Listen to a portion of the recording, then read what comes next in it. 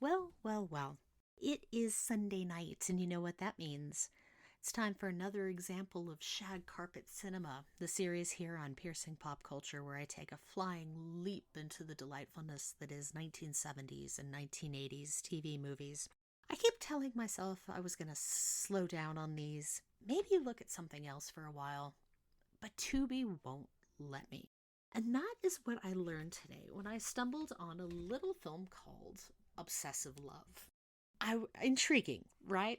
So, plot synopsis: if she couldn't have him, she would destroy him. A woman tries to create a relationship with the soap star who is the object of her obsession.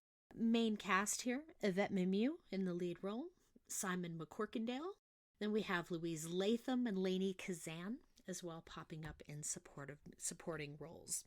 This is, for those who are keeping track, a letterbox deep cut.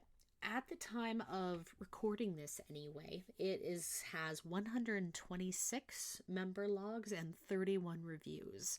And for those who are potentially interested at this before this early review, it is currently streaming on Tubi. So this film, and the reviews on Letterboxd are very open about this. This is a TV movie pre kind of everything Fatal Attraction. So Fatal Attraction without all of the extra leeway that a budget and the rating system gives you. I found myself honestly a bit captivated by this, namely because I have not given Yvette Mimieux the love that she deserves, and honestly, I'm a little embarrassed by it. So, personal aside, for those who've been around piercing pop culture for a while, this might not be a huge surprise. I wrote in my academic thesis way back in the olden golden days of film school on the 1961 film Where the Boys Are. Teen film, 4 co-eds go to the beach, love and drama ensues. It's Yvette Mimieux, Connie Francis, Paula Prentice, and Dolores Hart. And in my discussion of this film and the scope of early 1960s kind of pre-second wave feminism, I talked a ton about Connie Francis, Dolores Hart, Paula Prentice. I didn't give Yvette Mimieux that much love. And I really should have dug deeper into my research, and I'm sorry about that, world. In watching this film, I was immediately thought back to this other TV movie from about 10 years before in the late 70s, Hit Lady, that Mimieux also appears in. And I'm going to use the 1970s term where she stars as a lady assassin. And in these later roles, she is showing a hunger and a ferocity to find interesting work that wouldn't have thought about with some of the early 1960s work. It's such a outlier from some of the 1950s and 1960s studio system stuff. I said this on social media earlier today. It is a shame that Yvette Mimieux was not working even 15, 20 years later. The quirky, weird, wacky choices she could have made with, more independent cinema, with more women behind the camera. She could have loved working later on, because you can see her, especially in this film, Obsessive Love, really sinking her teeth into this part. So she is, to use the Fatal Attraction comparison, is the Glenn Close part. And this film makes a fascinating choice through most of it to align us in. So Yvette Mimieux's name is Linda, in Linda's perspective. And this is immediately different from the last film we talked about in Shag Carpet Cinema, the Jane Mansfield story, where Jane's story is told through Mickey, played by Arnold Schwarzenegger's perspective. This time around, in Obsessive Love, she is the focus of our story. We follow her, and Simon McCorkindale's Glenn is very much I guess, the object of her affection. We see his life building, but we're following her through much of the action. I would say through 80% of the film before things turn. And that's a brave choice for the film because we sit with her through everything, and it leads you to a very ambiguous gray area, especially as you're watching things take shape before you finally see her kind of twist. But this is such a meaty role. It's hungry. It's Mimieux's not afraid to get vicious, to play in the crazy, to play in the weird. It was a very cool opportunity to be able to see her play and to be able to play an antagonist like this. And this is a film, I was looking at the credits before, and she gets not only producer credit, but she also gets story credit on this one as well.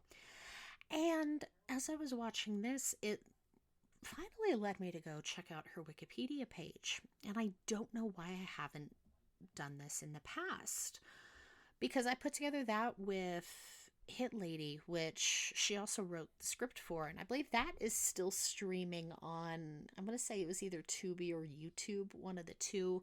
I watched it within the last year, and I think it still pops up. Her Wikipedia page gives some fascinating quotes that kind of shows where her head's at in the 1970s. There's a great one here that Wikipedia quotes from being from a Los Angeles Times article dated October 7th, 1974. She says, "The women they, male screenwriters, write are all one-dimensional. They have no complexity in their lives. It's all surface. There's nothing to play. They're either sex objects or vanilla pudding." And this is a character that's not vanilla pudding. But at the same time, early in this film, you see why she potentially has. You see her struggles. You see not the issues. You see the struggles of being a woman who is a little quieter, is a little more timid, isn't quote unquote hot, because this is almost a Fatal Attraction kind of meets She's All That. She starts very bookish and plain before she gets a fabulous 1980s makeover. And the film sits with her in these awkward kind of early phases and really lets you gain some sympathy. There's a very challenging sequence where she's trapped in a car with what surprised me to see in the Letterboxd credits was actually the most interesting man in the world. For those who have seen the commercial, actor Jonathan Goldsmith. I was sitting there going, why does this man look so familiar? And then it finally clicked once I looked at his Letterboxd page. And yeah, the film kind of makes us sit in this uncomfortable life she has, in her struggles. So through all this, you kind of you watch her find her footing and find herself, only to have everything spiral into the third act of the film. But without giving any spoilers, they make a very quirky, delightful choice to end it. A lot of the Letterboxd reviews emphasize how campy and kind of wacky this film is. There's a great needle drop that's used a couple of times using the Police, Every Breath You Take. That was really entertaining and I'm sure could be chuckle inducing. But as I watched this film, I just could not help but wish we could have seen what Yvette Mimieux, we could have had her 20 years later, 25 years later. With the work that she was choosing in the 1970s and into the 1980s, what could she have done had she been a few years younger and was doing this kind of work in the 1990s and into the 2000s, when there was a little more indie film freedom, or when you were starting to get a few more women behind the camera? Even in these Wikipedia quotes, she's talking about, getting more interesting roles for women, getting dimension, being able to live lives and have active presences on screen and not just being an object or a sex symbol. And I wanted to cheer when I read that. That is something that I love hearing. Those are the women that I love deep diving into the research. And I am so flipping embarrassed that I missed this parts of her career because I need to fill in the gaps now. I've already been looking through her Apple TV selection that's available because I've defined her so long as Melanie and Where the Boys Are and, Light in the Piazza, Time Machine.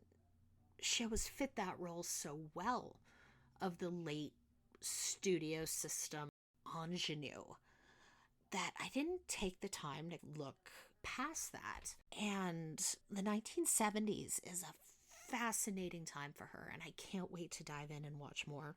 But let me get back to Obsessive Love, because this is already going on far longer than I was anticipating. So ultimately, Obsessive Love, if you're looking for something, you've got to remember with this one, TV movie budget, TV movie pacing. There's not going to be the amount of over-the-top wackiness that you might expect if this were a film.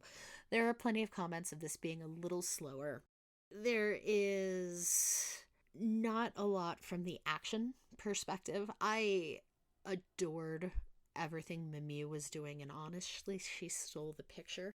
Simon McCorkindale as the soap star of her affections, he intrigued me. He's a name that I was familiar with, but honestly very little else beyond that. He is a figure I'm interested to take a look at, just see some other films, just honestly because I don't know too much of his work. He does a good 1980s kind of pretty soap star, but he doesn't have, honestly, much else to do. The film does make a decision in the last third. It does kind of switch gears into his perspective because, hands of the screenwriter and all.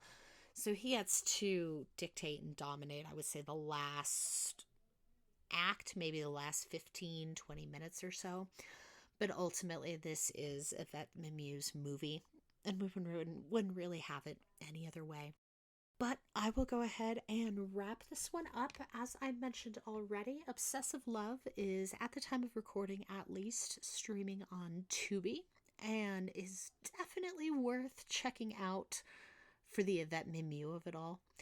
This was a fascinatingly delightful role for her and really gave me such a new appreciation to the work she was doing and the woman that she was. And son of a gun, I want to know more.